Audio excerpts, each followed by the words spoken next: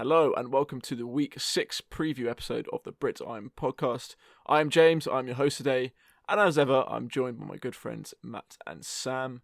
But before we begin, we should just like to give some prayers up to Dak Prescott.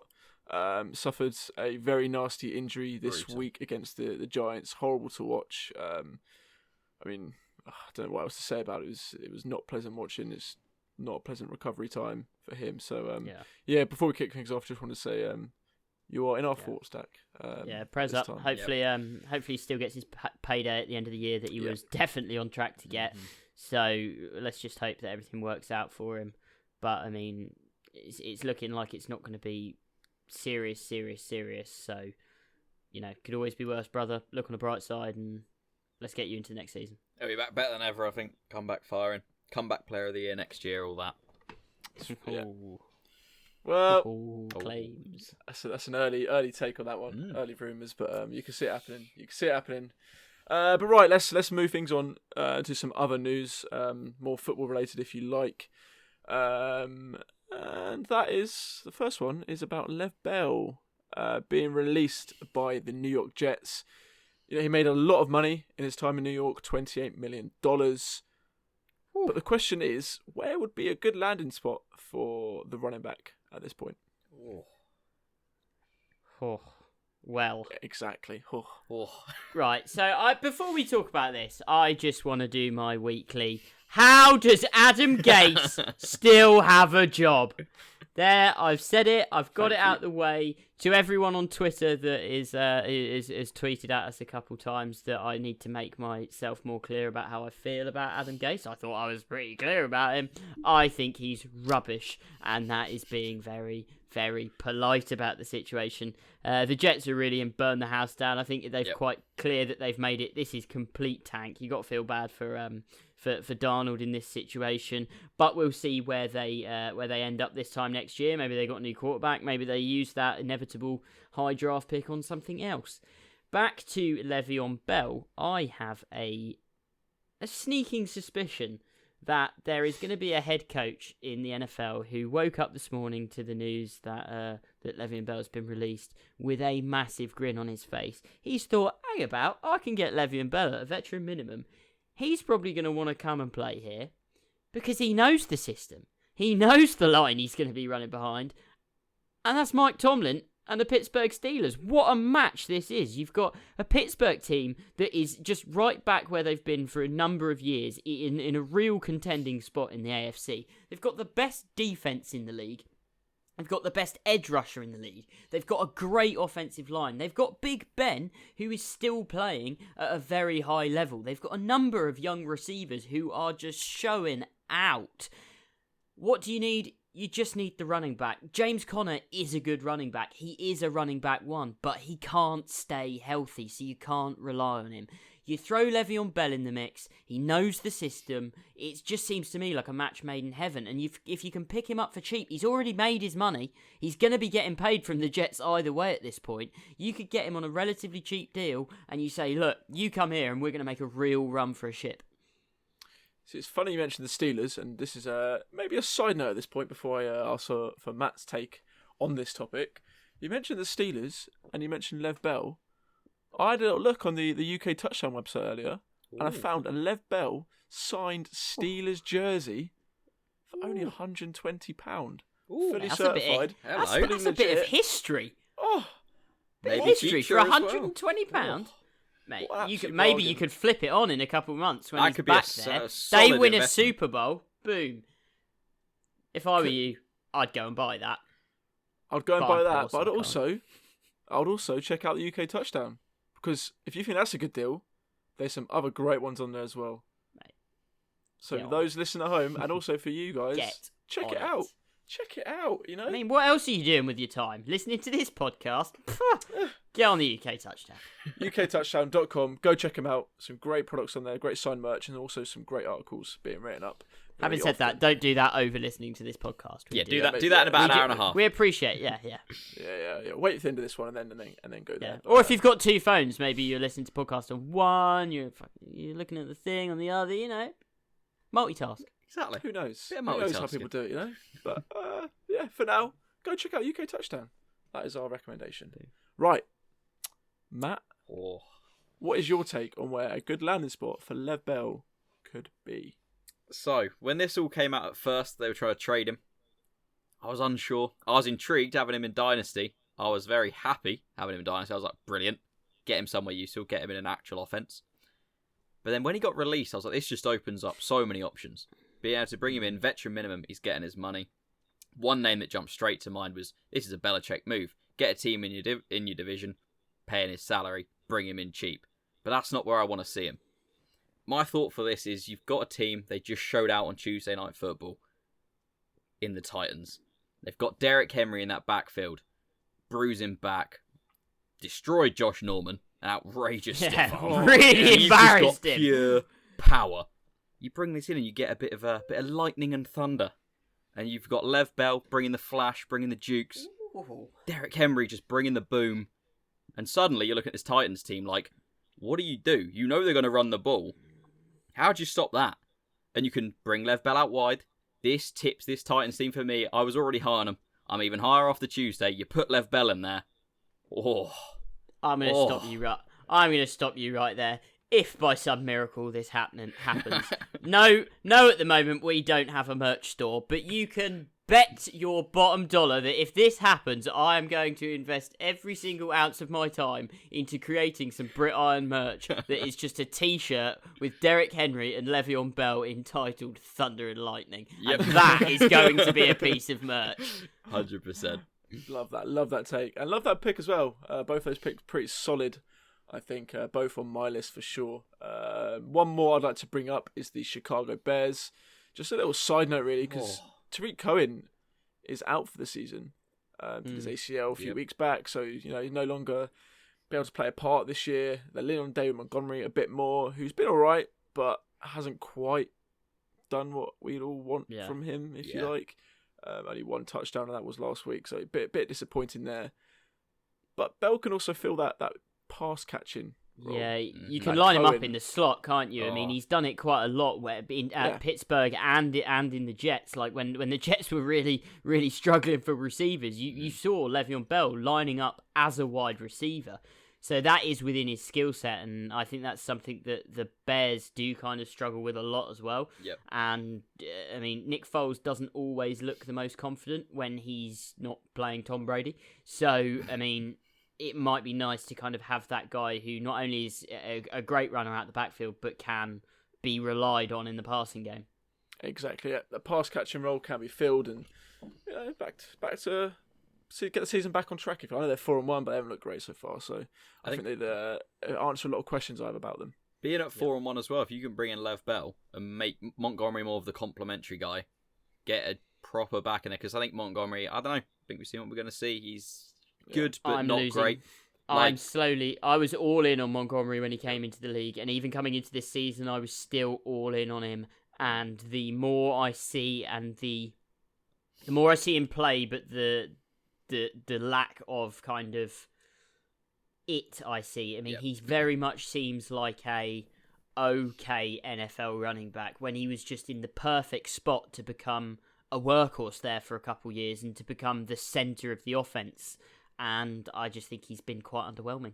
Yeah, I think it's suddenly you could have a team where you've got a defense there that if Mac plays anything like he did against the Bucks Thursday night, if he gets that going on the season, and this defense starts to get itself rolling again, because they've been alright, but they haven't been what you think about on that Bears defense. You had LEv Bell into that, give him a bit more going on that offensive side of the ball.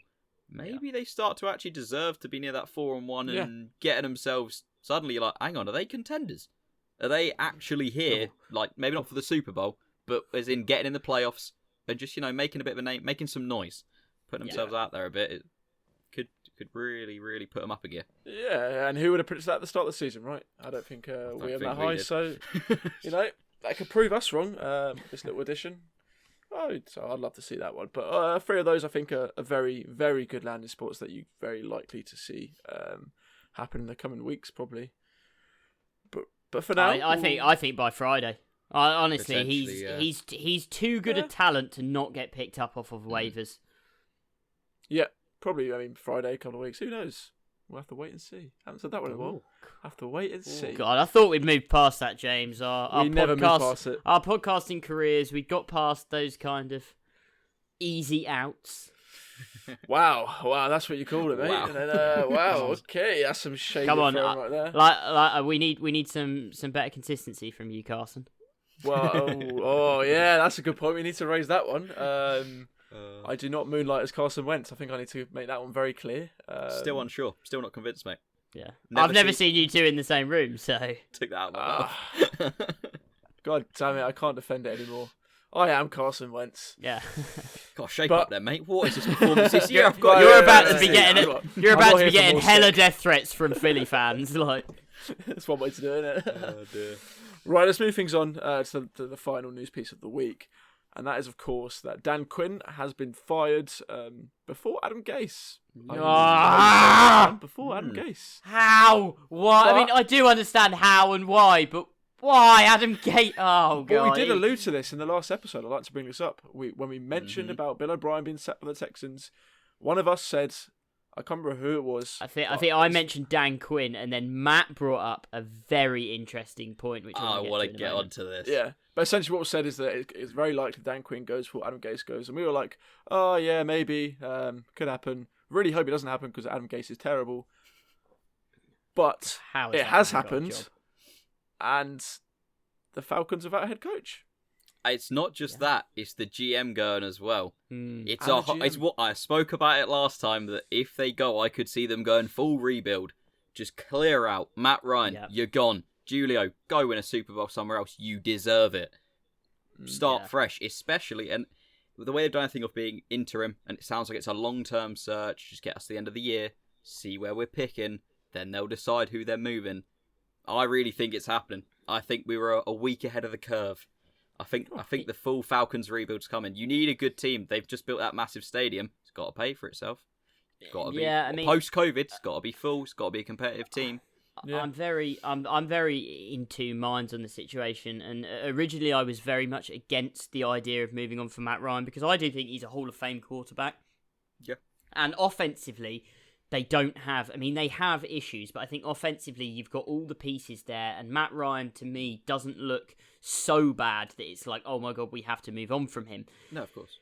And then I got involved in a little conversation on our Twitter account with one of the listeners who brought up the fact that Matt had mentioned this potential kind of moving on from Matt Ryan idea.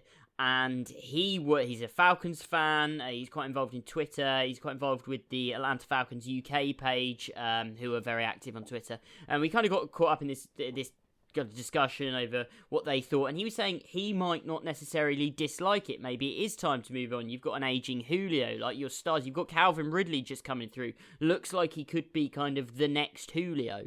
So I could see it happening if they get to the spot that they are really in the mix for one of those top two guys. But I still think this is a team that is capable, and they've shown it multiple times over the last couple years, and that Matt Ryan is capable of snagging 5 or 6 wins in the back half of this season. And then suddenly they're in a spot where they're not in that top 10, or they're right at the back of the top 10. They'd have to invest some serious capital to move up and take a swing at one of these guys. And then it's a big risk to move on from a guy who's still got a lot of decent football left in him in Matt Ryan, and to invest that capital to take a swing on a guy that you're not sure of.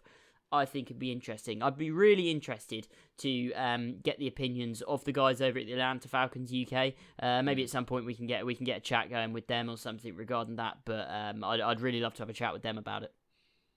I think it is difficult because I don't want people to think that I'm as down on Matt Ryan. I'm not doubting the talent. I'm not doubting the legacy. Anything there. I just think you need a change of.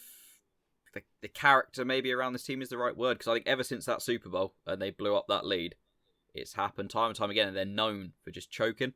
And I think you just need to change the big names within that team. You need to kind of just get it feeling fresh, because I think it's almost going to be a constant hangover from that Super Bowl loss. Yeah. But I think it could potentially be one of those things that happens. Matt Ryan goes elsewhere, and you suddenly get Matty Ice, the MVP, like look an incredible comeback, and you're like, oh, did the Falcons make a mistake here? So I think it's not a cut and dry move that would be best for the franchise. I just think be interesting to see, and I think that's the way they're going to go with it. It's kind of my feeling on it. Yeah, you can certainly see it happening.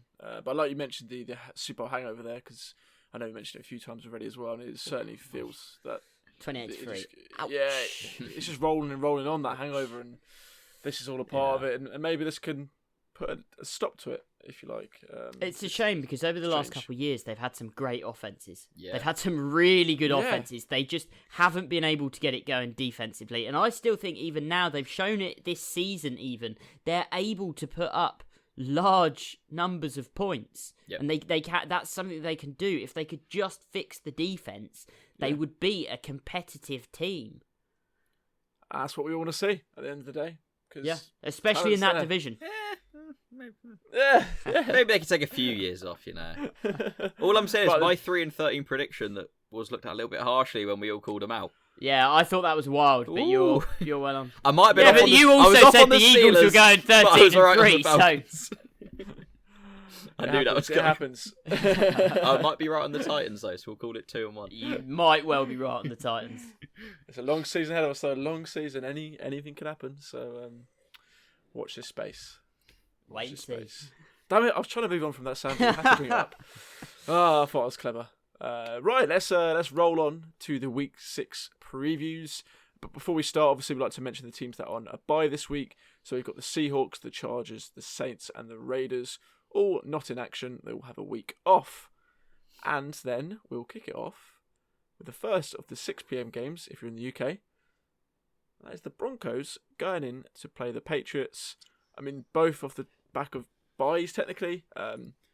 We're finally going to get to see this game played out. Postponements have pushed it around quite a bit. But if Cam Newton's back, this is heavily in the Patriots' favour, right? Oh, I think it's got to be. I think they look like a very different team without Cam in that game against the Chiefs, and they still weren't out of that game.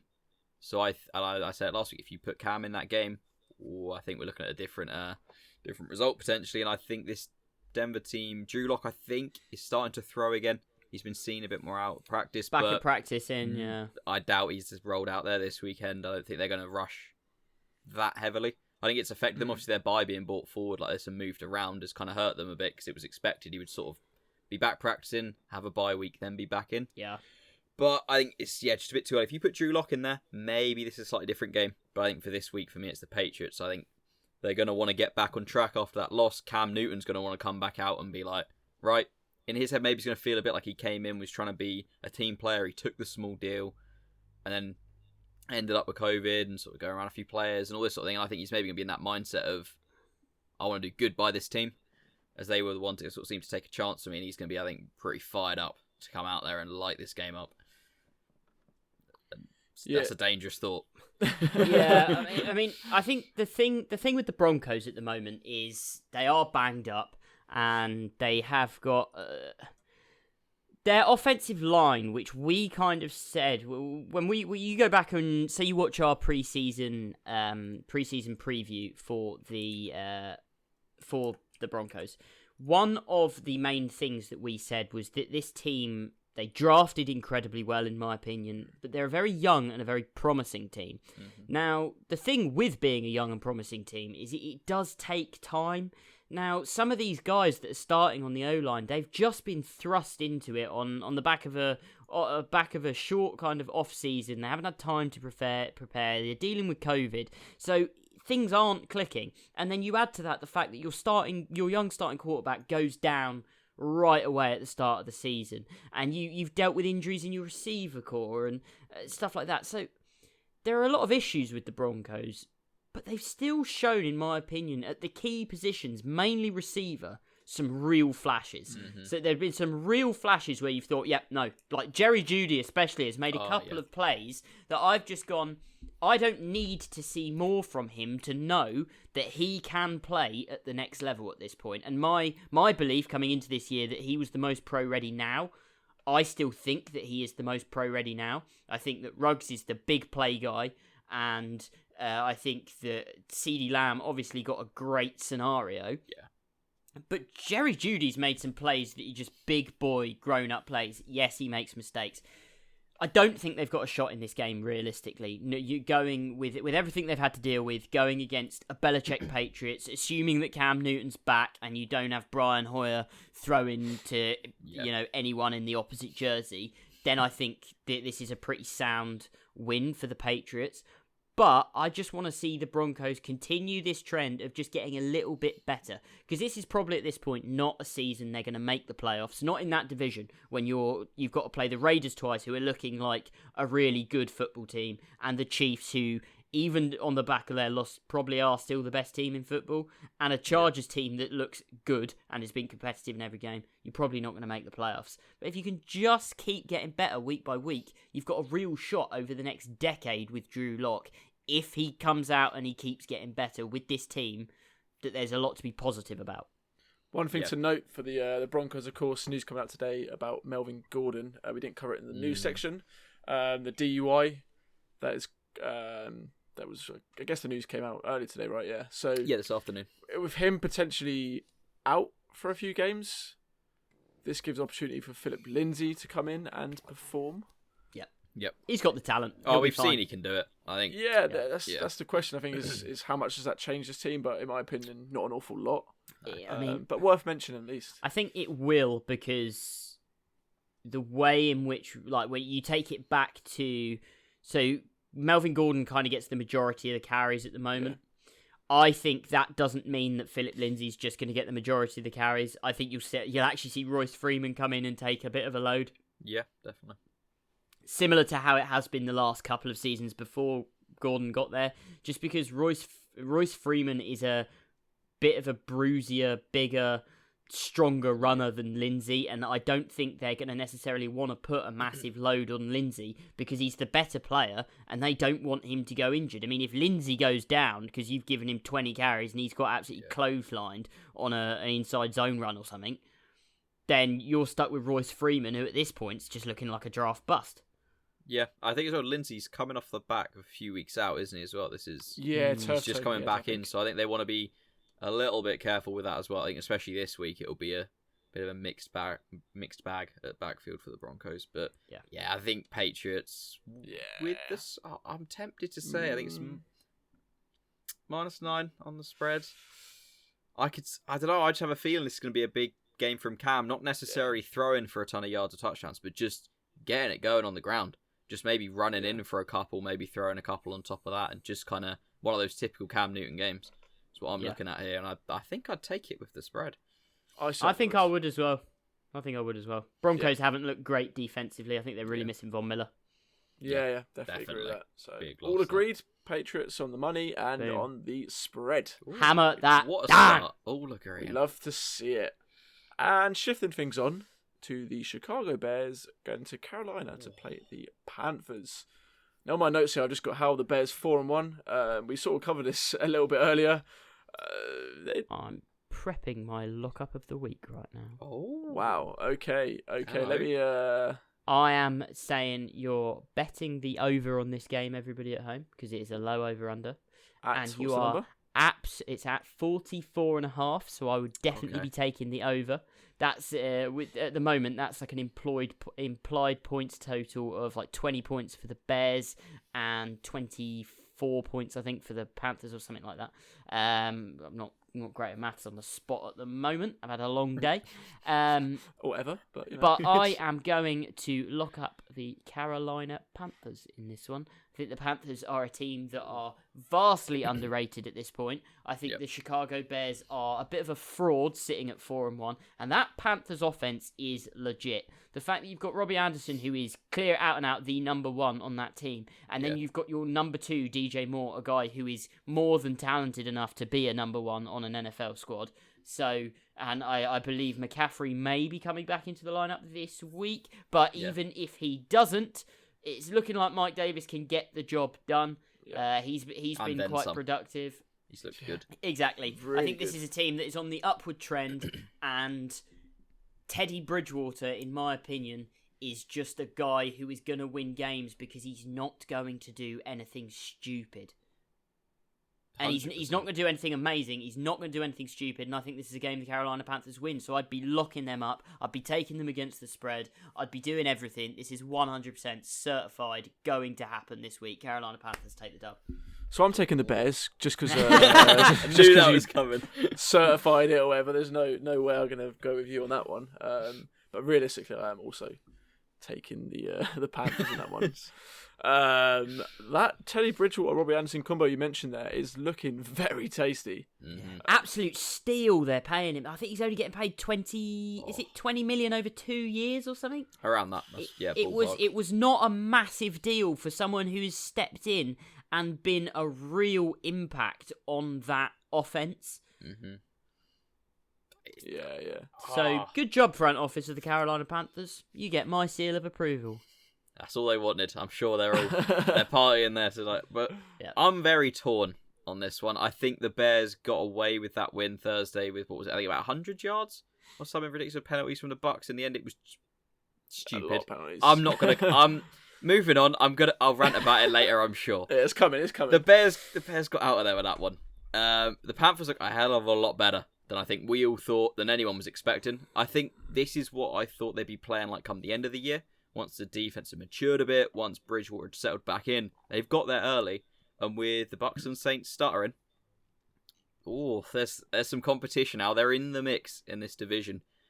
And I think I'm going to have to take them here as well. I feel like we're going to do this all year now. We're going to say this is the week that the Bears don't look like a 4-1 or 5-1, whatever team. It'll be like, and next like we're the going to be Packers saying last it. year.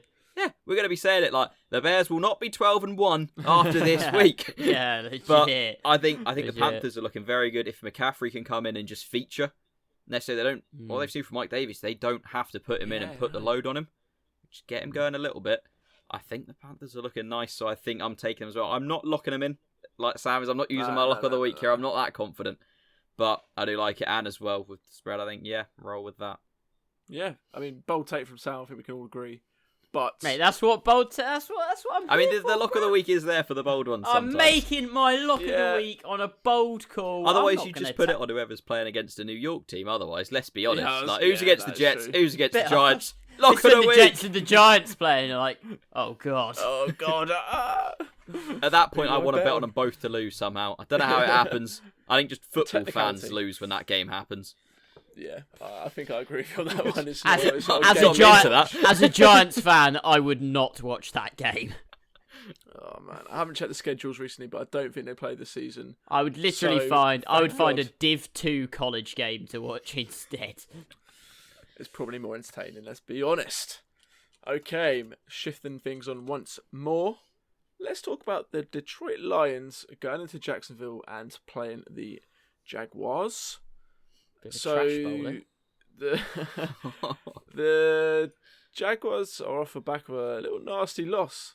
However, one little highlight in that game I'd like to bring up was the nice little trick play that they decided to run, where James Robinson fumbled the ball. Yes. Oh, what that's- was happening there? I think Oh. I tweeted out at the time. I was like, "Yep, best trick play in the history of the NFL." Yeah. I mean, he literally, it looked like he was about to throw the ball, completely like had a brain meltdown and just was like, drop it. I don't know what I would do with it, Yeah. so there you go, have it. Got a feel for him. Absolutely embarrassing. Got a feel for him. Yeah, it was certainly seeing ghosts of what it looked like Yeah. from the young rookie there, who's looked so good all season, but let himself down a little bit with that one. But maybe against this Lions team they can get the job done, albeit a very fresh Lions team coming off the back of a bye.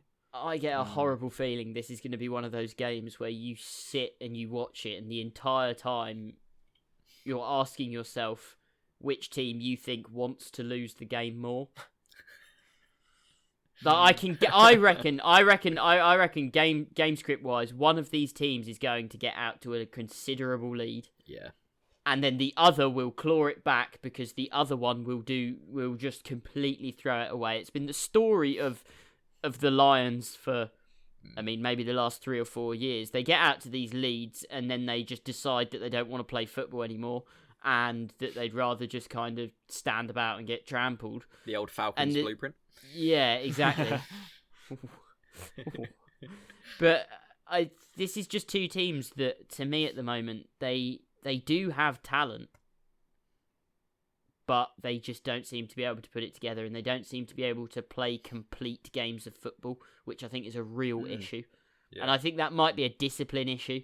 If you can't maintain football for 4 quarters, when you've got the talent they have, now the Jags might not have big names, but they've shown this season in specific games and maybe individual quarters that they can play really high level football. They handed a loss to a very good Colts team week 1. But if you're not kind of disciplined enough to maintain that 4 quarters, it's an hour a week you've got to show up. If you can't do it, then you can't be taken seriously. 100% agree with that. I think everything you said, that this is one of those games that I think it's going to be high scoring. I think one fan base is going to be a little bit broken at the end of it because they've just gone into a game that you get up against a team. It's also on a rough start and you think, right, we can't lose this. Oh, brilliant. And I think for that, this is one of those games where taking the over, I'm taking the Jags. I'm taking with the spread, taking a money line. I think this is a big game for the Jags. Maybe I'm just a Minshew guy.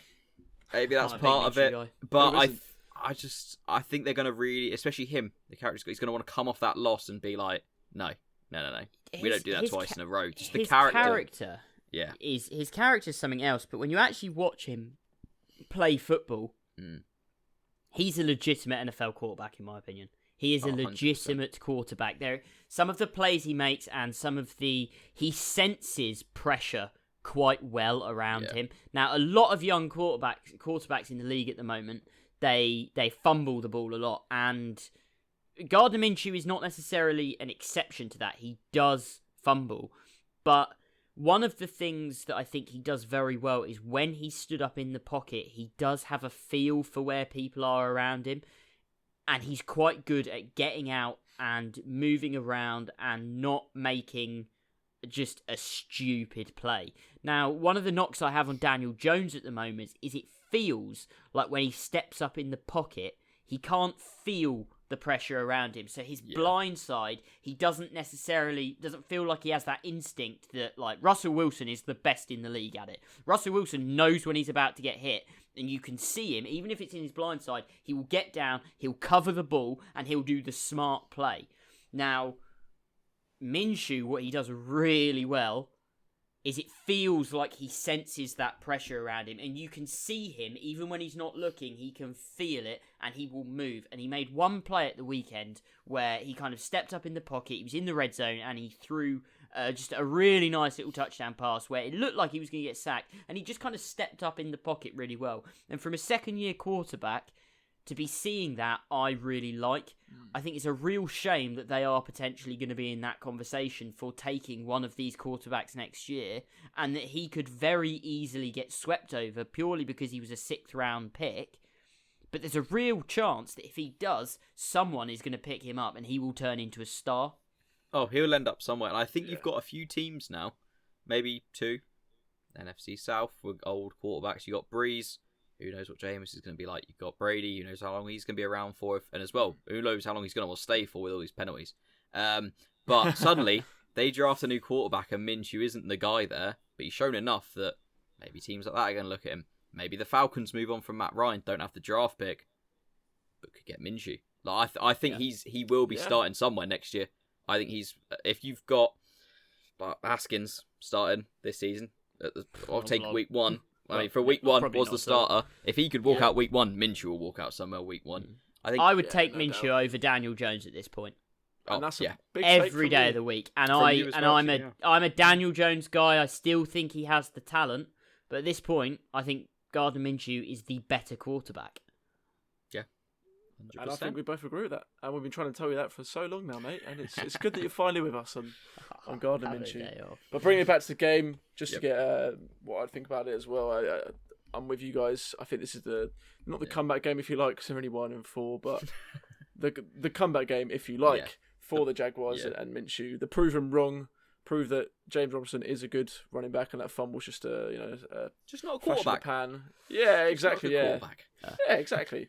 So I'm with you guys. I'll be taking, or with you at least, Matt. I'll be taking the Jaguars money line and the spread. The spread being 3.5, obviously in favour of the Lions. So I'll be taking the Jags along that one. Yep. Okay, let's talk Atlanta Falcons going to Minnesota to play the Vikings. Obviously, the Vikings, a bit of a heartbreaking loss against the Seahawks, throwing it away with 2 minutes to go. Also, potentially losing Dalvin Cook for 1 week, perhaps 2. Not sure exactly on that injury yet. Hasn't been confirmed.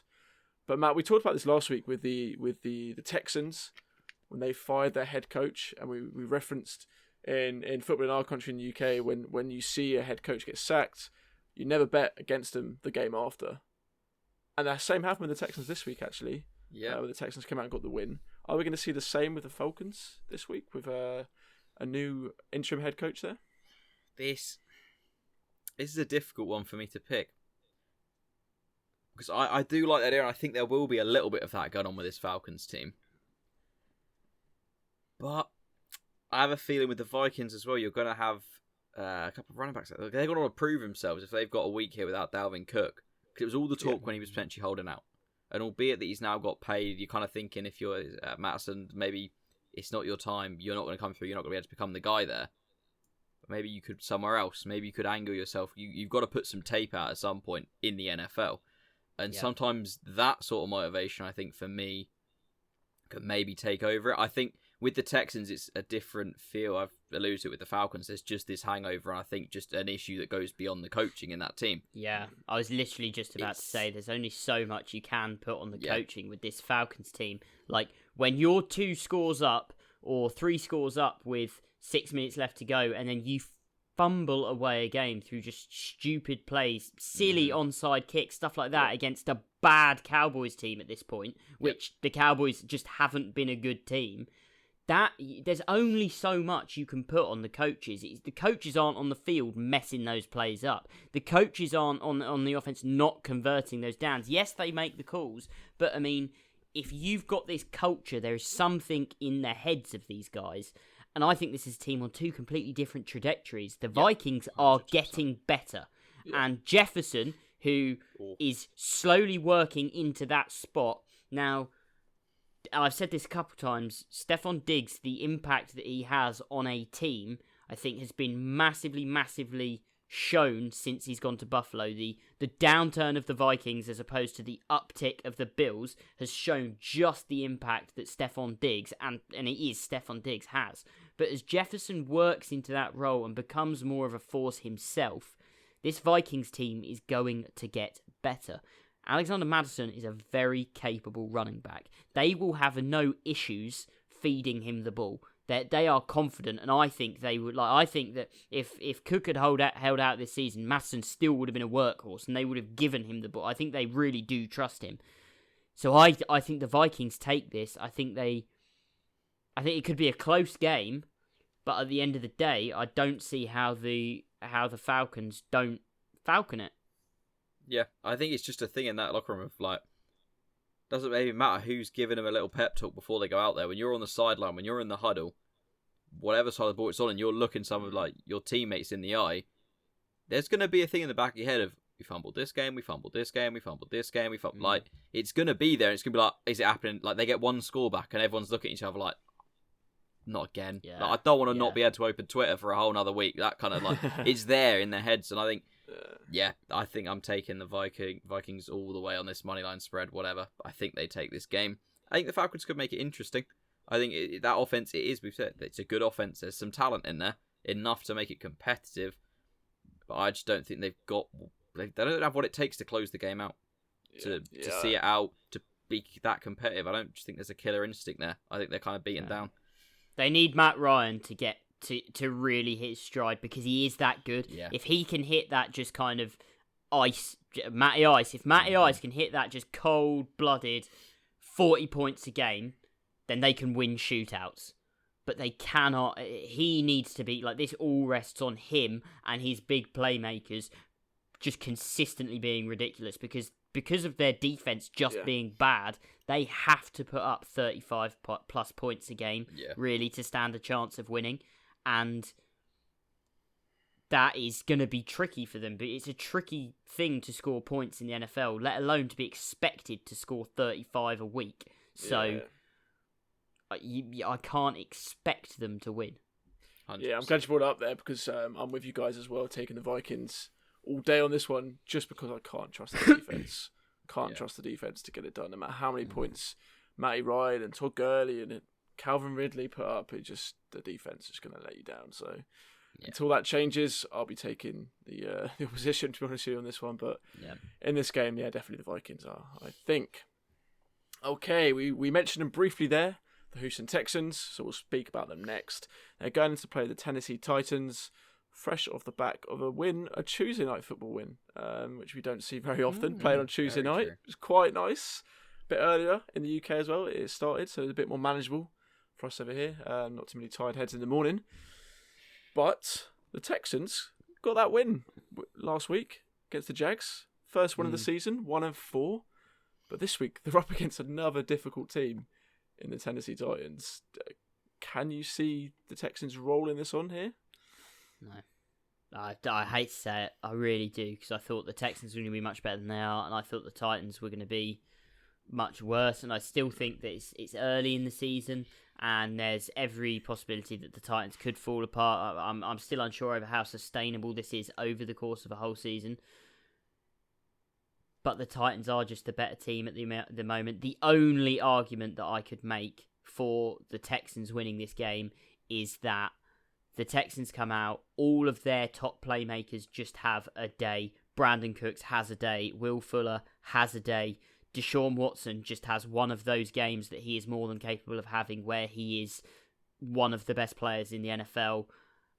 And that the Titans are coming off of a Tuesday night game, which is a very short week, that they're not fully recovered, that they're not quite hitting as hard, that Derrick Henry isn't quite stiff-arming quite as brutally as usual, and that helps him out. But I think I'm taking Titans at -5.5 here.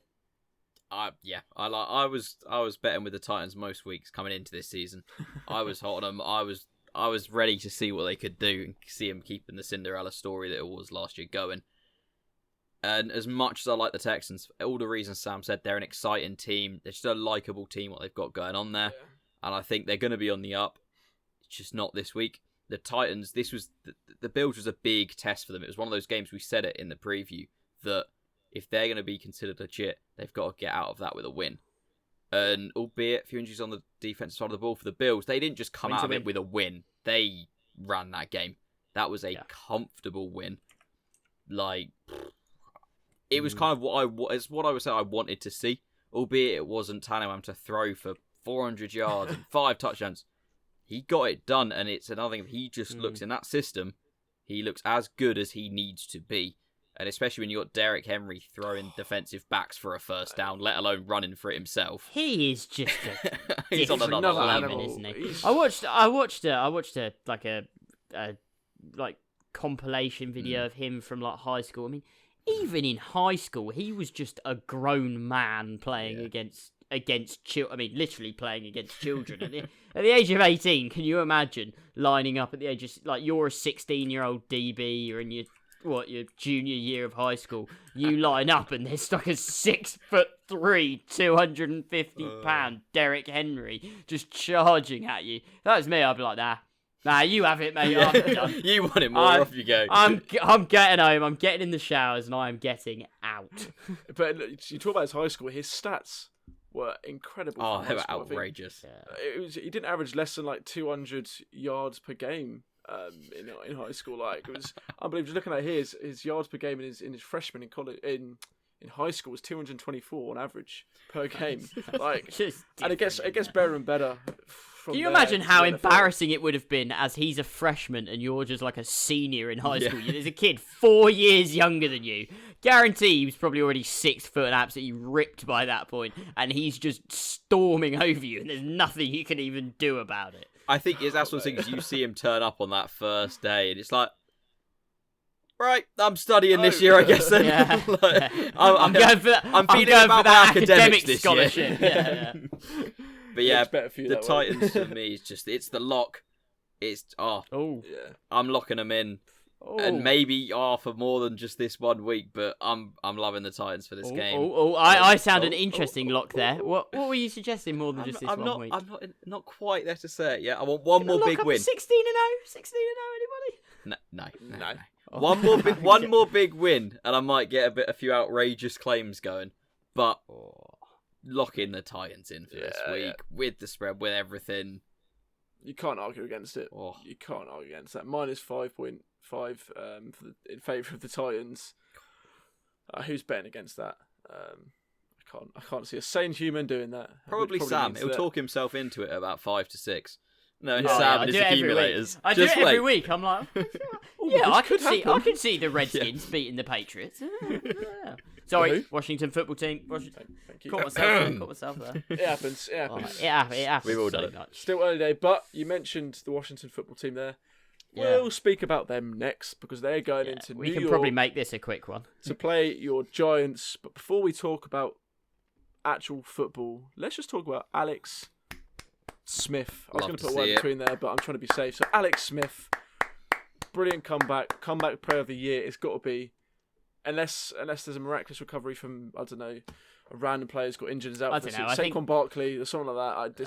There's going to be a real argument for Cam Newton to be comeback player of the year if he continues on the trend, just because Cam Newton's he's come back off the season where he didn't really play. He's come into a new team. Like, there's the stories surrounding it. If Alex Smith can put some real football together and play good football, then comeback player of the year, 100%. Like you wouldn't need to play great football. He just needs to string together the rest of the season and win a couple of games, not have any horrific games, anything like that. But he's got the easiest path to it, I think, because of the story. So if he comes and he starts for the rest of the season and he looks like an average NFL quarterback, or maybe a little bit below average, then sure. But at the weekend, realistically, if he starts for the rest of the season and he has stat lines like he did last week, when you take out the fact, he had a horrific leg injury, his O-line was terrible, he got sack loads, and he didn't really put up any numbers of any significance. At which point, if Cam Newton comes out as a really good season, takes the Patriots to the playoffs, maybe even wins a playoff game, then in my opinion, there is as much of the argument for just actual merit-based. Yes, you've come back. It's about the football you've played. But in terms of his recovery, the fact that he's back on the field, then I think that all he has to do is put a couple of games together, have more touchdowns than interceptions, that kind of thing, and lock him up. You got my vote. Yeah, I think from what you've said there, although I get the merit, the football side of it, give Cam Newton a Pro Bowl. At the end of the day, Alex Smith here has come back from worse. I think just the outpour that you saw on Twitter everywhere when Smith came back in, and even since, I think it's going to have an edge to it that if he can make it through the season, as you said, maybe around the Dalton line, could be even be a little bit below it. Yeah. Just looks a bit below. Looks like Alex Smith, maybe like that we've seen before. And I just think it was that moment where Aaron Donald jumped on his back. I was like, I mean, is Aaron Donald, like, I don't know if he just, obviously he's in the moment, but there must have been a little moment as he jumps up on him in the back of his head of like, this could be horrendous for my image here. I could kill a man here. Like, but I mean, I think you need that when you've had such a bad injury. You need that test. You need that moment that says, well, if it didn't go then, it's obviously it's still good, but if it didn't go then, it's going to take a lot. What's going to be great for Alex Smith getting back, if he starts this week, and it really does pain me to say it, but there is no better team to start against and have a real shot at winning a game. There's not many other teams in the league that the Washington football team will have real opportunities to win a game, but this is it. I mean, you play the Giants twice a year. That is 2 games that are winnable at the moment. And that says everything about the Giants. I think the Giants' defense is starting to look somewhat competent, made a couple of plays at the weekend again, which I really liked. The offense needs to get it going. But this is an opportunity for Alex Smith to not just be the guy who, came back and made this insane recovery, but this is his opportunity to go down as he didn't just come back and get on the field. He came back and he played football and got wins. So this time next week, I think we could be having a conversation of not just clapping, yeah, well done, you're on the field. Everyone could be like, wow, what he did wasn't just impressive, it was incredible because he came back and he still played football that won people games. And we have to remember as well that the mental side of it is something that you can't look down upon. Coming back from that injury and not having that in your mind every time you step out to step onto centre is especially when you've got a wife and strength. Kids. Yeah, exactly, in the stands. And, you've got kids in the stands that are watching you, and you know that 2 years ago, you had an injury that not only could have been career-ending, but really could have ended you. And to fight back from that and go back to what you love, because at this point he doesn't need to do it. Don't need to do it for money. A lot of places he could got a job coaching. He's doing this because he loves it, and I've got so much respect for Alex Smith. You love to see it. But we should mention the Giants real quick here because they're there. Do we need to? Sam's a Giants fan. Just mention the fact that it was an overtime loss, heartbreaking overtime loss. Some would say to the Cowboys. Some sparks, Freeman and Darius Slayton. But still another loss for the Giants. 0-5, Sam. Yeah, not looking good. This is what I mean. I think I predicted that they were going to be 4-12 come the end of the season, and that would be, if we showed flashes, that would be okay. The issue I'm having is that Daniel Jones can't seem to get over the fumbling thing. He doesn't seem to be very good at just getting down. There is a number of things he does well, but the things he's doing badly at the moment, he is just not getting it. Like I mentioned earlier, doesn't seem to be able to sense the pressure very well and get down and protect the ball. And I think it's like in the last 19 games or something that he's played in. Is it 19? No, it can't be 19. Something like that. Since the start of last season, he's had 22 fumbles or something silly, which. That's a big stat. And I can get that and I can get behind it, but when some of these fumbles you're watching and you think all you had to do was get down and protect the ball, like you're doing this because you're fumbling because you're trying to extend a play that doesn't need to be extended, or you're not sensing the pressure because granted you've got a bad O-line, but I'd rather you just learn to get down and protect the ball. And yeah, we'll still lose games, but at least we're not fumbling them away and making silly plays that don't need to happen. That stat for me, that's Jameis-esque. Yeah, albeit fumbling to interceptions, different concepts. I'm not a quarterback. I don't know which would be easier to solve. I'd lean probably on the fumbling. 22. I think he's now started. I think he's now started 15 or 16 games in his career, because I believe he came in week 5 last year. He might have missed one start middle of last season. It's around. I'm not reading these stats off. This is coming just off the top of my head. So it's around 15, 16 games, and I think he's featured in like 17 and fumbled 22 times. I think here, this is as well bringing it back to the two head-to-head. This matchup, money line going Washington. All bets going Washington, and I think I'm going to take the under. I think this could just be a boring, whatever you want to watch offensive football, just a boring kind of game. There's going to be nothing maybe flashy. You might get a couple moments, but I think you've got a Giants defense that's looking a bit better, a bit on the up, and then you got that Washington football team D-line that's just mean. I think Jones is going to be seeing ghosts. It's going to be another one of those moments. Yeah. He's going to be getting strip sacked by the ghosts and fumbling the ball. Yeah, is what I think we're going to be seeing here. I'm running with Washington all day for this one. Yeah, I'm with you on that one as well. Spread is at -3, worth noting. Obviously in favour of the Giants for this one. 100% with the spread. Yeah, that just gives more ammunition to take the Washington football team. Thank you, Vegas. On the spread. And the money line. Okay, next game is an AFC North divisional battle. We had one last week with the Ravens played the Bengals. And now we've got the Browns going to play the Steelers. The 4-1 Browns, which is mighty impressive, against the 4-0 Steelers, I believe it is at this point. But first, Chase Claypool. Who saw that one coming? Because that was an incredible performance. 4 touchdowns from the rookie receiver. I think he was one of the players of the weeks, especially for the AFC side of things. What a game. What a game. However, cast your mind back to a year ago, all of a sudden, 365 days later, we've got a competitive game between these two. Yeah. Which we're loving to see. Yeah. Yeah. What a difference that makes. Oh, it's a contrast here going from Washington Giants to this. Like, it's two complete opposite ends of the expectation where short season against long season sort of thing. This is two teams now that are going to be going at it to be there when it matters, to be the business end of the season, are potentially going pretty well into that business end of the season. I think the Steelers are, we already talked about it, the defense is a monster. It is arguably, but a difficult argument to go against them. Said it's the best in the league. It's very difficult to try and put anyone else over them. And for now, they're staying healthy as they need to on that offensive side of the ball. Big Ben's doing what he needs to. Proving me wrong, because I thought he was going to start looking washed. I thought he wasn't going to last the season. I thought there was going to be all kinds of issues for this offense again. But they're getting it done, and they're looking like a real team. But the Browns, they found their identity. Just get what you need to get done on defense and just run the ball. Trick plays, use the talent, use the ability you've got.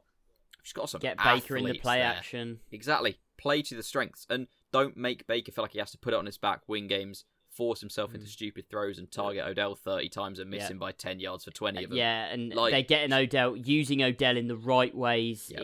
It's really good to see. I don't think this is a game that the Browns win.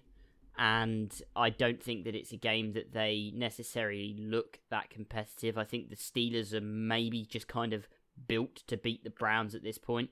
The Cleveland Browns, the one thing that I think they might be quite vulnerable to, because I quite like their secondary, the Browns, when they're fully healthy, but they're not fully healthy. They don't have everyone, all of their starters, and I think the number of weapons on the perimeter that the Steelers have could just be overwhelming, and the way the Browns play the secondary, the way that some of their players are, they're quite aggressive, attack the ball. Now, that's great because they force a lot of turnovers, and I think the Browns might even lead the league in turnovers forced, or they're up there. Again, not stat I'm really calling off. Don't call me out on Twitter, but I think they're definitely up there in terms of turnovers. But I think this is there's so many weapons on the perimeter for the Steelers that I think they could just get burnt here. If the things don't go their way while they're attacking the ball, they could just get burnt for some big plays. Now, on the Steelers side of the ball, the fact that you've got Chase Claypool and James Washington and some of these big kind of more aggressive down-the-field players, it just opens up Juju to actually do what Juju is. And that is, Juju is a very, very good slot receiver. Now, that doesn't mean your team's number one can't be a slot receiver. I mean, look at the Saints. They fall apart without Michael Thomas. Juju needs to have one or a couple of big play guys to open up going over the middle and open that route of play up. And he has that now. And the Steelers have consistently drafted incredibly. I mean, I don't think the Steelers have drafted a wide receiver in the first round in this decade. No. Yet when you think of the Steelers, outrageous. You think of top quality wide receivers. It's what they do. They draft top guys, and I think the wide receivers could be the thing that wins them this game, because I don't think the Browns, especially without Nick Chubb, are going to be able to run on this Steelers defense. No. I really can't see it happening. Yeah, I think this Steelers defense does have enough to shut them down, because although the Browns have figured out what they're doing, they're still, I think, learning it, and they're still development. I think by the end of the season, it could look very nice. And maybe with an off-season of knowing it, they could get incredibly creative with just these trick plays that I just want to see the Browns look competitive here and make it a game. They don't have to come out of it with the win. It could even end up by the end of it being a score, maybe whatever, that they end up losing by. But just be in the game. Look competitive. So you said, who knows, we see this in January. Yeah. We see this when it matters. We could see a different result. You just want to see promising things on them. But at the same time, if they did manage to turn over a win here and just get a bit of a roll, I would not be like, shocked. oh my God. No. But if this is a team as well, if this is a win that the Browns walk away with, this time in a week, everyone is not just talking about the Browns being, oh yeah, they could sneak into a wildcard spot. The Cleveland Browns are now being talked about as a real contenders to win the division. Yeah. Because at this point, I don't actually think the Ravens are that much better than the Steelers and the Browns. I really don't. I think they've got a solid defense and they've got an offense, but their offense just hasn't felt as explosive as it has done. And I mean, against the Washington game, they didn't win that in just like a massive blowout fashion, like they should have done. Yeah. So I think if the Browns win this, suddenly you've got 3 teams that are all, it is anybody's division at that point. Oh, 100%. I think I'm stacked. Money line, I'm taking the Steelers on the spread. Like, I'm betting with the Steelers. Yeah.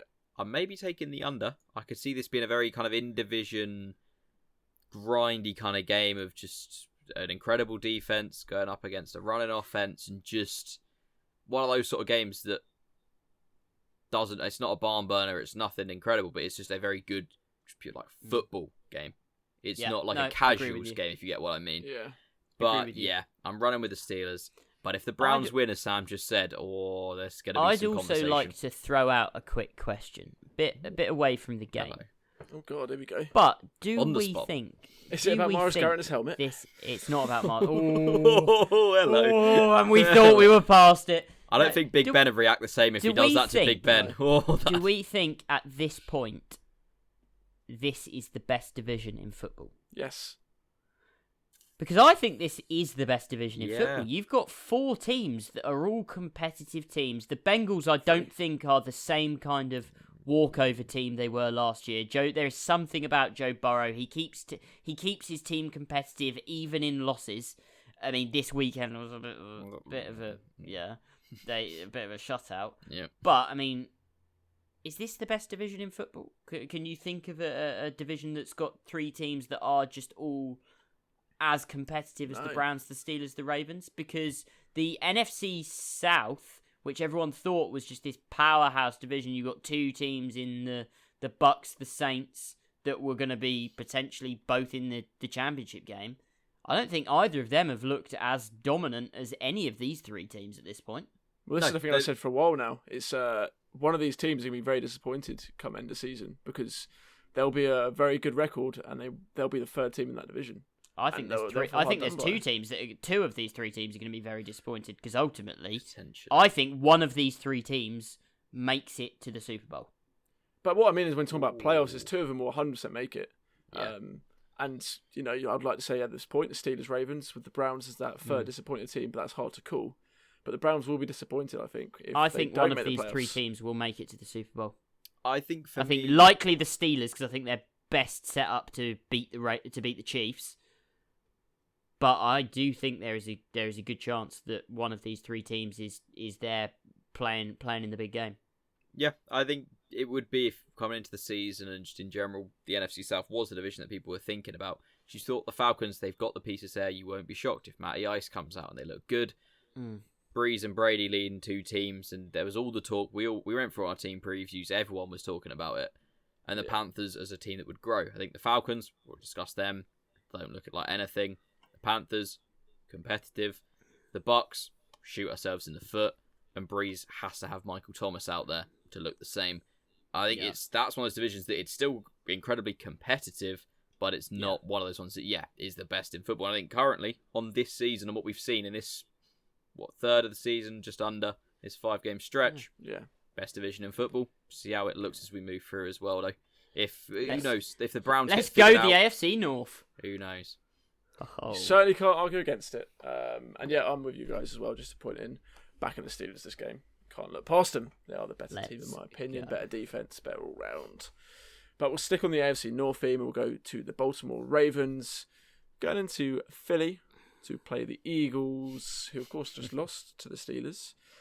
And we mentioned it there, Sam. The Ravens haven't been looking as good this season. Jackson, in my opinion, hasn't really been hitting form as consistently as I'd like. But it hasn't really mattered too much for the team. They still managed to get it done. But my concern this game is Carson Wentz. Is me, actually, this game. Which you are we getting? Yeah, well, exactly. Well, not... It's... I mean, the thing I was going to say is about that O-line. That Ravens defense last week had something like 7 sacks and A number of other stats I can't read off the top of my head, but it was an incredible week. mean, and if they're the going to do the Eagles- same to this Eagles O-line, Carson Wentz is going to have real trouble here to the Eagles to come out of this scraped to healthy. win. The Eagles scraped to win against a beat-up Niners team, and they didn't look amazing doing it. Like it was one of those weeks where I think like a number of Eagles players had very good weeks. Sanders had a good week, but even then, most of his yards and his production came off one massive run. Yeah. You take that one run out, and Sanders was nowhere near as productive. You take that touchdown out, he was nowhere near as productive. A number of other players kind of really played at their best. Carson Wentz had a couple of big plays that, again, were Carson Wentz doing what Carson Wentz does. And then all of this came against a beat-up team who was missing a bunch of its stars.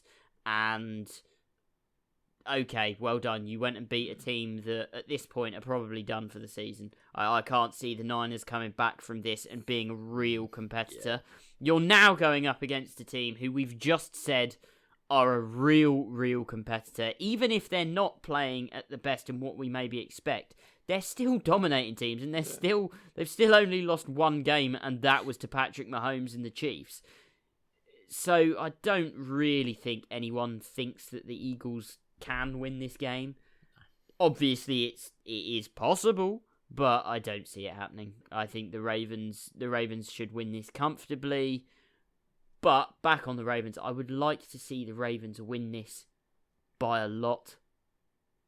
Because I want to see the Ravens that we had last year, where in games like this last year, the Ravens would be up 4 scores by the end of the third quarter, and it would be put to bed, absolutely no question. And I'm just not seeing the explosiveness from their offense this year. And that worries me, because I think they need that, because that is kind of their identity, that kind of, oh my god, we can't stop Lamar Jackson. Well, actually, it feels like people are starting to figure it out. I can't say if it's a little bit of just this team maybe sort of maturing, settling in to what this team is going to be with Lamar Jackson. He's not going to be, for the next, let's say, 10 years, the MVP Lamar Jackson that we saw. He is going to be, I think, good. Obviously, he's going to have to gradually adjust as he gets older, being more about throwing the ball, most likely, unless... And he's getting very good at that. Yeah, he's definitely improving there. I think this is just... We're comparing him to what could be, for this team and this kind of unit and the kind of structure you're looking at, almost a career season, like you would sort of say about some players. They're still going to be good. They're still going to be up there, but they were incredible in the regular season. My biggest concern with this team is how they lost with the Chiefs, just how they were shut down. Like, yeah. I think they can wipe the floor with bad teams. Sounds obvious to say, but comfortably. Like they've just done with the Bengals. They can keep them to 1 score or less. They can put up enough points. They can look perfectly good enough doing it. I want to see him in some bigger games. I think, no one's taking the Eagles. It's disappointing to see what's gone on with the Eagles. I think they could have been a lot better, and I said I thought they would be before the plethora of injuries that's happened again. It's almost like, not to say again, the Falcons throwing leads is Eagles getting injured. It just seems to be, even in this season where there's a lot of teams dealing with injuries, there's just not the depth there in that Eagles team, and they just can't stay healthy. So I think you're running with the Ravens for this. I think they need to look to really start to get me properly convinced that they're going to be in the AFC Championship game, to be maybe a little bit controversial to some in this call, to convince me that they will be there in that game playing to be in the Super Bowl. They have to look really good here, how they did. And as Sam said, big win, keep them under a score, keep the Eagles down, and just look very good. Because it's competitive. And I would not be shocked with the way the Chiefs have shown the blueprint to the rest of the league. Obviously, not everyone has Pat Mahomes. But what they kept the Ravens offense to, you don't need Pat Mahomes to win a game when you limit an offense that much. So, not as much. I thought the Ravens were going to come out and look how they did last year, look even better. 16-0, smash the season. Yeah. Now, I don't think so. They'll be there, I think, in the playoffs, unless the Browns and Steelers go nuts. It's one thing. But I don't think they'll be in the AFC Championship game. It's one thing to do it against Carson Wentz and a beat up Eagles team, or to go and do it against a rookie Joe Burrow or a rebuilding team. But it really the question around Lamar Jackson, I think going forward, is going to be, can he do it in December? Similar, in my opinion, to Philip Rivers. Exactly. Philip Rivers has led some of the greatest single season teams, regular season teams in history. He's had a couple of 14 and 2 seasons and scored loads of points and stuff like that, and then just never got to the big game. Now Lamar Jackson has absolutely got to win a playoff game this year. I would start asking questions about Lamar Jackson if he doesn't win a playoff game this year, because he's got everything around him. He's got a great coach. He's got a good defense. He's got loads of weapons around him. So at that point, questions start to be asked because he's going to be up for a contract. See, I do agree with you long term about the playoff game, but more short term, and I'm glad you mentioned the weapons there as well. I think we need to see him give the ball to players outside of Hollywood Brown and Mark Andrews. There's other talented players in that receiver corps that need to see some work. And James, who are you talking about? I wasn't going to mention James Prochet because he hasn't been seeing as many snaps as I'd like, but you have got Willie Snead, Miles Boykin, Devin Duvernay, and James Prochet on the side, all without having that many targets in the last game and so far this season, to be honest with you. So I think short term, to elevate the game, we need to see a bit more move the ball move the ball a bit more around the team, around that offense.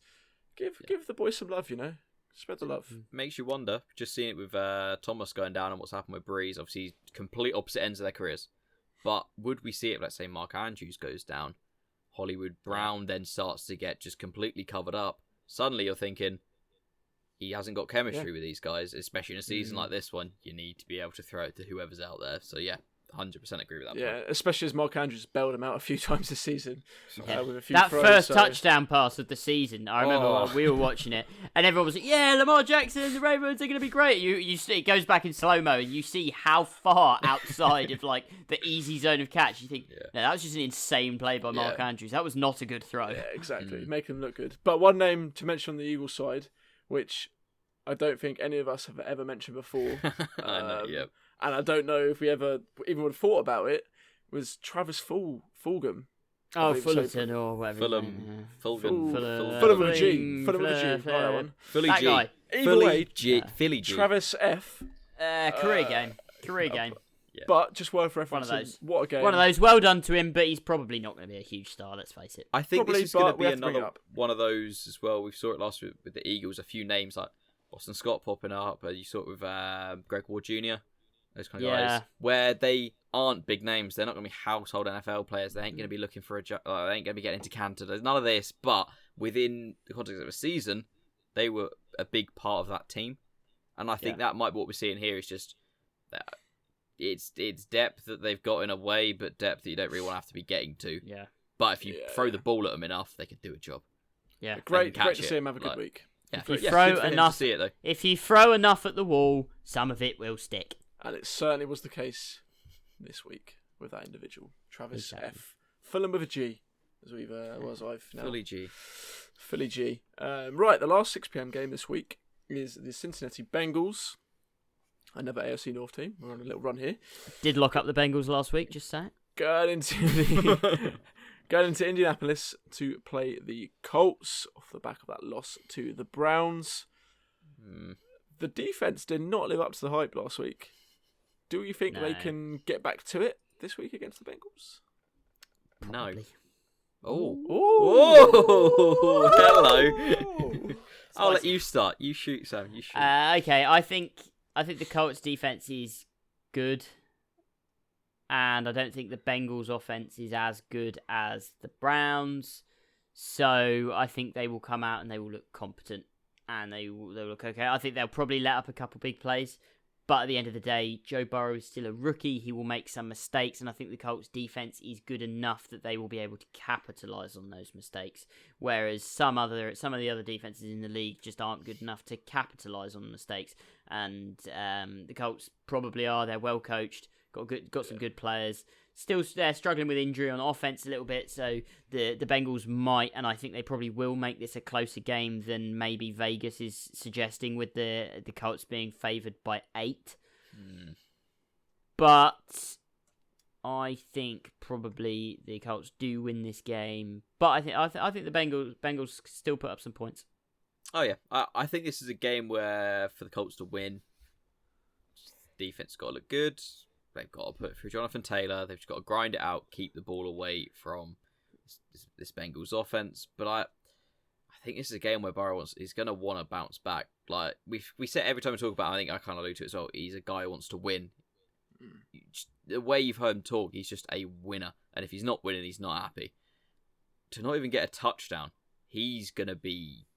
I reckon he's going to stir crazy to get back out there this week.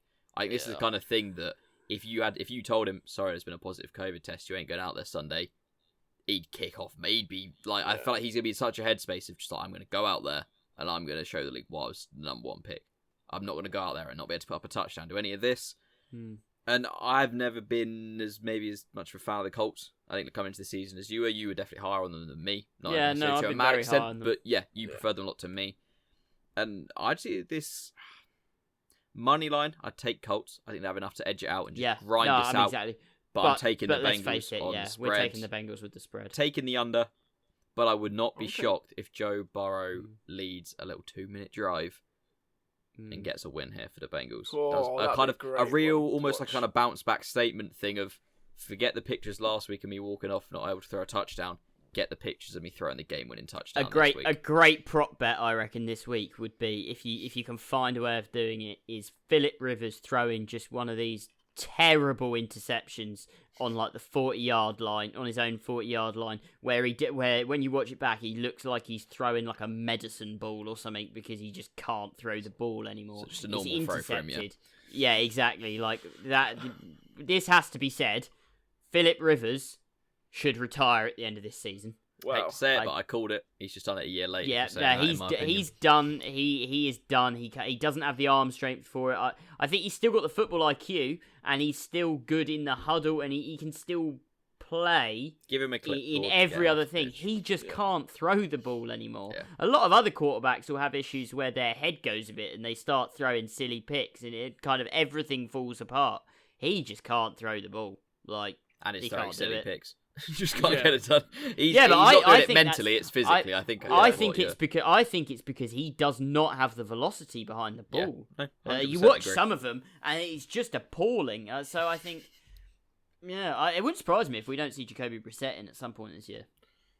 Yeah, you can see it happening, but that prop bet I'd just like to go back to was very specific. So if anyone can offer that with that exact wording... So I want to see a Phillip Rivers interception on his 40-yard line, which gets intercepted, gives Joe Burrow the ball with 1 minute and 25 seconds and a chance to drive 40 yards to win the game.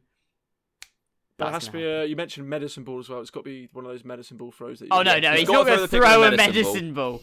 It's got to look like he's throwing a medicine ball. It's got to be at 1 minute 25, not 26. Sorry, not even 1:25, a little bit. It's got to be bang on. Who's picking the ball off?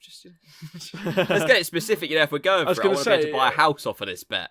And if anyone can do that for us, get in touch. One of any of the betting companies. We won't mention any names because we're request not, a bet.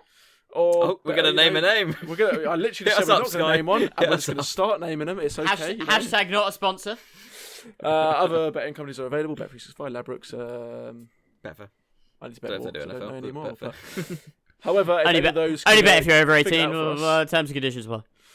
We won't go down that route because it went weird last time we did that. So we're moving on. Yeah. Moving on to the 9:00 games. If you're in the UK, of course, 4:00 in the US. And we'll start off with the mighty Jets, the 0-5 Jets, off the back, of course, of a loss, as I say every week for the Jets, going into Miami to play the Dolphins, the Fitzmagic Dolphins. He was incredible last week against the 49ers. Love to see it. Very good, yeah. And I would bank on him being able to do the same against this Jets team, just because it's the Jets and Adam Gase is still there. My problem with that, as someone who watched Fitzmagic pretty closely, and when he was playing for the Bucks, you saw the Fitzmagic games, and then normally it follows up very swiftly with a bit of Fitztragic, and I don't think they're going to lose. The Dolphins will win this game, but I think this is going to be a case of potentially. I saw a thing earlier that it might be Flacco starting still for the Jets, which is even worse. I think it is. Yeah. It's not even going to have like LEv Bell out there to maybe have some potential to make a play. Oh God! Like the Dolphins win this, but I think it's going to be off just Gaskin getting a job done on the ground, just doing what he needs to. And Fitzmagic, not even Fitzmagic this week. Fitzpatrick throwing a few picks, but not enough to lose the game. I think the thing that I'm excited for is seeing the Flacco Perriman bond continue again. The Flacco Perriman bond we saw in Baltimore for the Ravens, where there will be a nice ball coming straight into his hands, Perriman's hands, and it would somehow end up in the defender's hands. It was 2 miles away, and you don't know how it's happened, but you just look and say, oh, yeah, that's Perriman. Right, okay, let's move on. And I'm looking forward to seeing that happen again this week. Well, the only thing I have to say on this game is that I think the Dolphins are going to win it comfortably, and I'm really hoping that the team that decided to give Adam Gase his original head coaching job is the team that buries him in this one and finally puts him in the grave that he has dug for himself, and that this time next week we are praising the Lord that Adam Gase has finally been sacked. I'm going to come out with maybe a little bit of a claim. I think it's either this week or he makes it to the end of the season, and then they just have a massive clear out at the end of the year. They decide, you know what? No one's even going to think we're tanking because it's Gase. It's all going to be he's just not good. So you can get away with it. You can just ship everything out and then start fresh again. And then we'll have the same conversation in 2-3 years' time when we say, right, they can tank this year, they can clear everything out, and then they can just be bad again. It's the Jets, let's be honest. Yeah. But I think if he doesn't go this week, I think he's there week 16, 17. I think he's closing out the season with them. And I think by that point, Sam's just going to have gone mental about it. Like, he's going to be there. There's going to be, like, pictures all over the wall. He's going to be joining up like he's investigating like a murder. Be like, if this happens and this, then this is how Gase goes. But look what he did over there. And, like, Sam would have lost it. I'm not even a Jets fan. I just think he's bad for football in general. Get him out. And we'll leave it at that. Of course, all taking the Dolphins on the spread, I'd imagine, and on the money line. Spread being -8 in favour of the Dolphins. Lock that one down. Lock it in. Yeah. Put your mum on it. Let's go. Yes, that's a phrase that's new to me. That's a good point to move on swiftly because Sam said something weird once again. If you can We're at that point in the episode. Exactly. We'll move on. Keep it moving. So the Green Bay Packers, fresh off a bye. Anyone want to drink my wee? The 4-0 Green Bay Packers, fresh off a bye, are going into Tampa Bay to play Matt's Buccaneers, of course, who lost quite badly against the Bears. There were some bad signs in that game. Right. In particular, the four, for those listening, I'm holding up my 4 fingers just like Brady did because he got very, very confused. But this is a big quarterback matchup. Brady against Rodgers. Rodgers looked better this season so far. Oh yeah, Rodgers. I think we can all agree. Team, they're firing. They're looking good. This is maybe what some people, I think. I remember being sat in a call with Sam saying that when Jordan Love got drafted, we were like, "Oh, you're either just Rodgers is either just gonna just lose it and just not mentally not be there and just be like, you know what, whatever, why would I play for you? Or it's gonna be terrifying and he's just gonna light everything up. Yeah, he's gonna come out and just scorched earth on the NFL, and I think we know which one we're getting. And this for me, this is a game where you could put this late in the season, you could put this when it matters, you could put this in January. And this is just an early preview, I think. And for the Bucks, you have to bounce back. I've alluded to it earlier. I'm not going to go too into it. Penalties have to stop. You cannot be giving... We threw that game to the Bears. We should have been able to win that. It was just sloppy play. And it just kept stopping the drive. And for Brady, who's made his name in a team that was one of the least... had the least discipline issues, he's now one with the most. And I think you are going to see it get cleared up. Just if what he did on the sideline on Thursday Night Football is anything to go by, so in front of the cameras everywhere, imagine him in the combat playing for the Bucks, like when it's behind closed doors, when he's interacting with that O-line, he is going to be letting them know what they can and can't get away with, especially when he's just getting pinned to the floor by Khalil Mack. Obviously, can't excuse him not potentially knowing what down it was or whatever happened there. I don't think you're ever going to really know the thought process.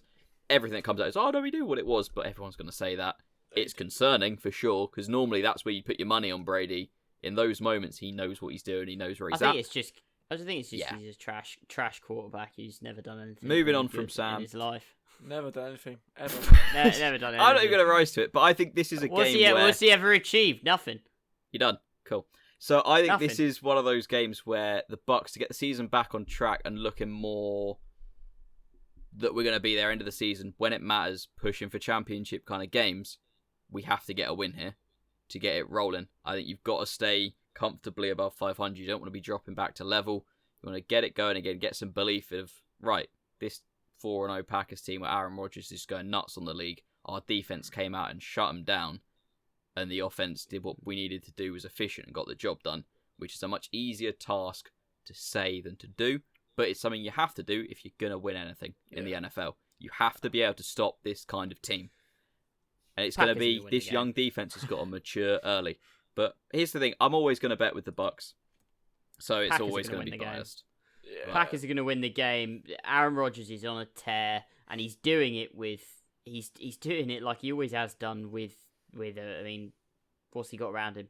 Got a great running back, in fairness. Got a really good running back in Aaron Jones. Devontae Adams been injured. I mean, last game he played, he wasn't on the field, and Aaron Rodgers is throwing.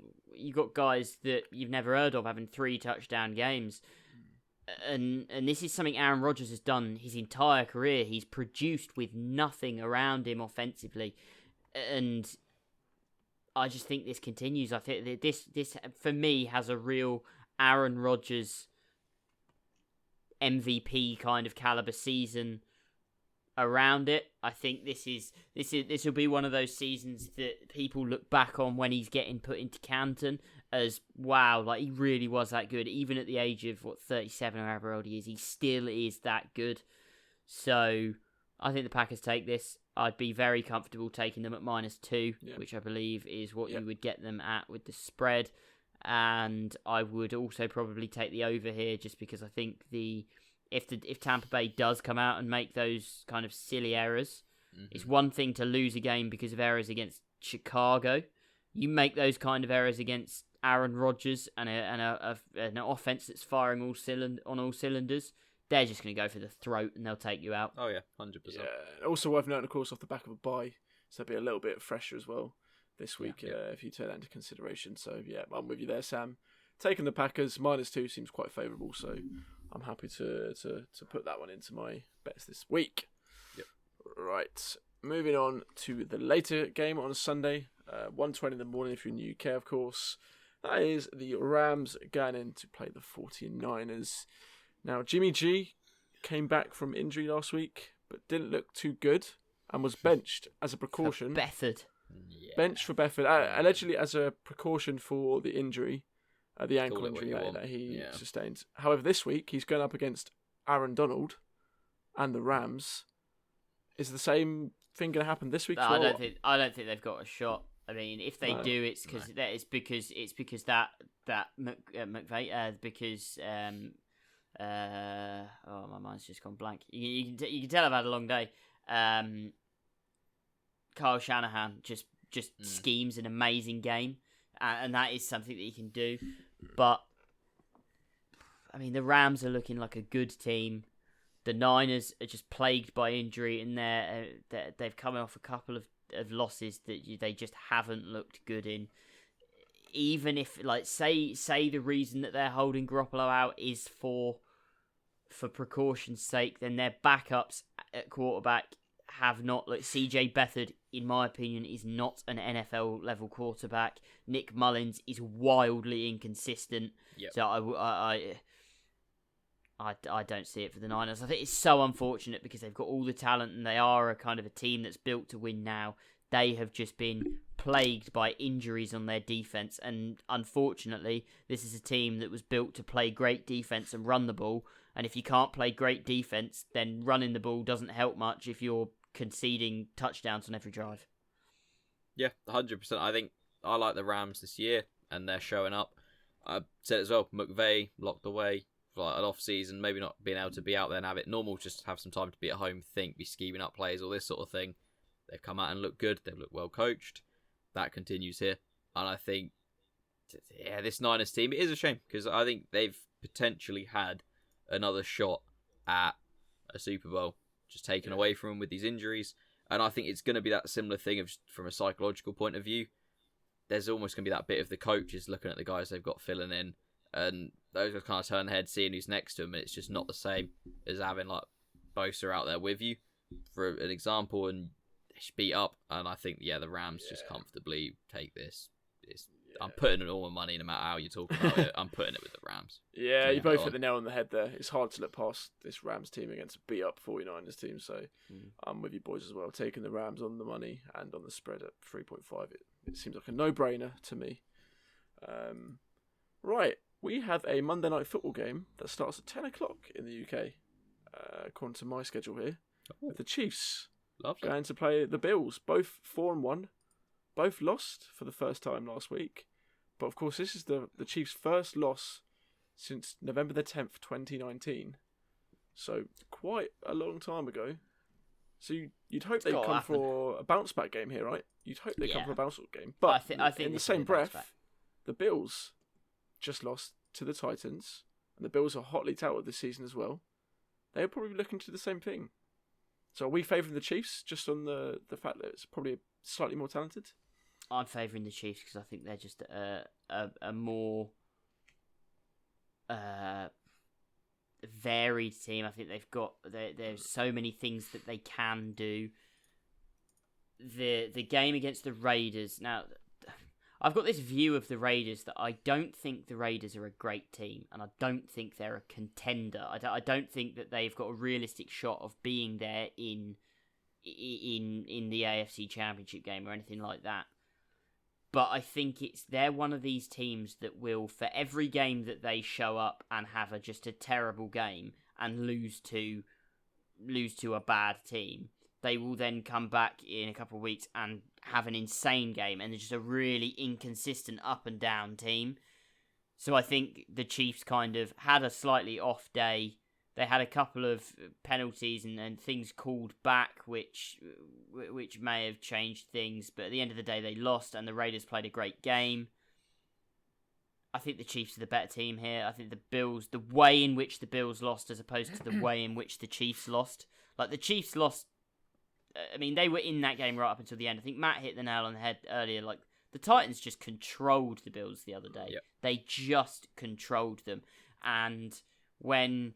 I think if 5 games into the season you come out and you can put up a game where you don't even look competitive for a moment, it's one thing to lose, it's another thing to lose in a way that the Bills did. So I think the Chiefs are the better team and should be favoured in this game. I think for me as well, coming off of that game, you just mentioned Titans-Bills, you're going to see Josh Allen try way too hard in this game against Mahomes to say, I'm on this level, I should be considered in the same sort of talking point as Mahomes' level of quarterback, and when I'm getting paid, I should be getting paid big money. Yeah. He's going to make stupid mistakes, and I think it's going to cost the Bills massively. They need to get a few players they didn't have the other night on defense. I don't know, I can't remember what the injuries were exactly.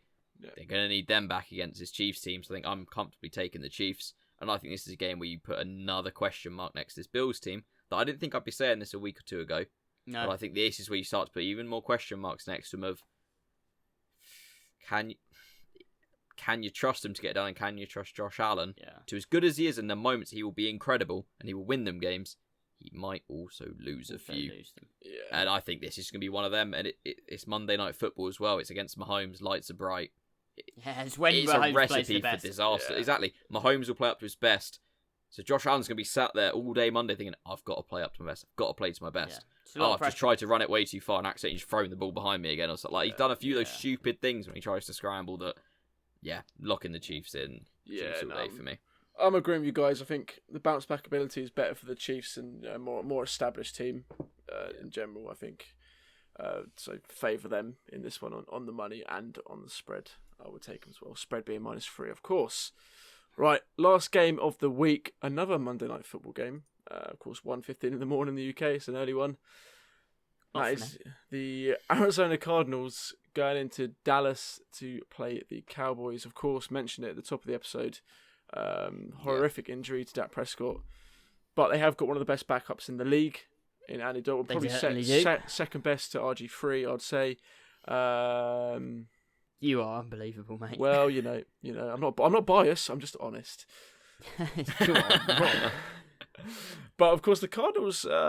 It's a routine win for them against the Jets. Drake finally got another touchdown, but again, it was the Jets, which I think I say every time we mention whoever played against the Jets because. Yeah, this is going to be a shootout. This game is going to be a shootout.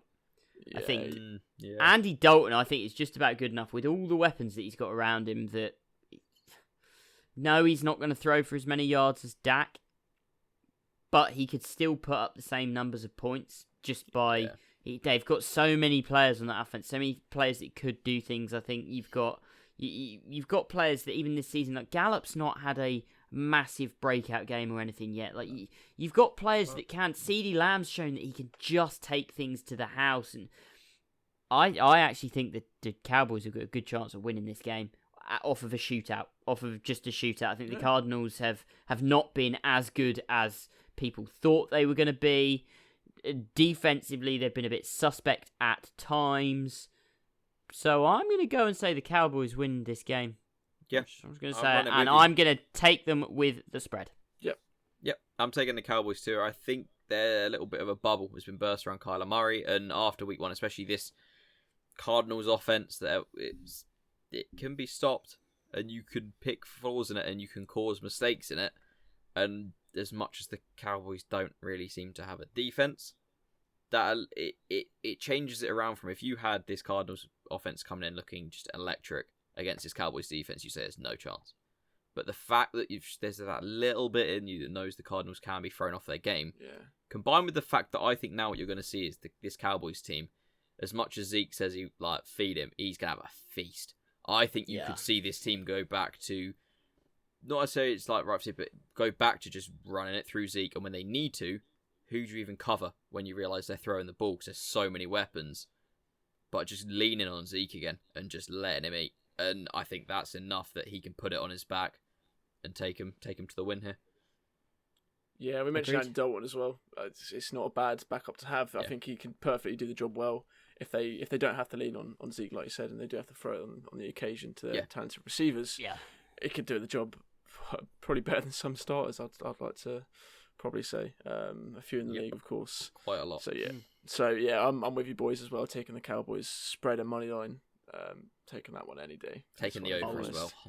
100%. Bold. Yeah, the over being 54.5 for this one. So take that. Take that Hammer any day. down. Hammer down. Of course.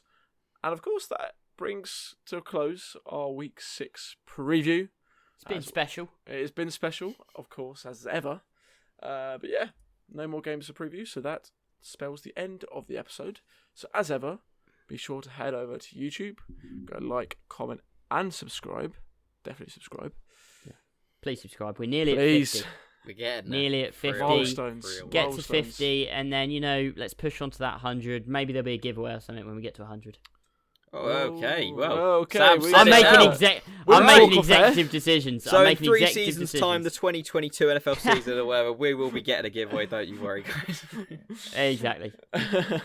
And of course, we're on social media platforms, both Twitter and Instagram. We're at the Brit Iron, so go over there, give us a follow, and go like some of our posts. Get involved in the chat. Get involved in the chat. Always putting out stuff. We want to get your opinions. Anything you want us to talk about, let us know, and we'll chat about it. Of course, we're creating a community. And that's what we want to do. So go get involved. But for now, thank you for listening, and we'll see you next time. See ya.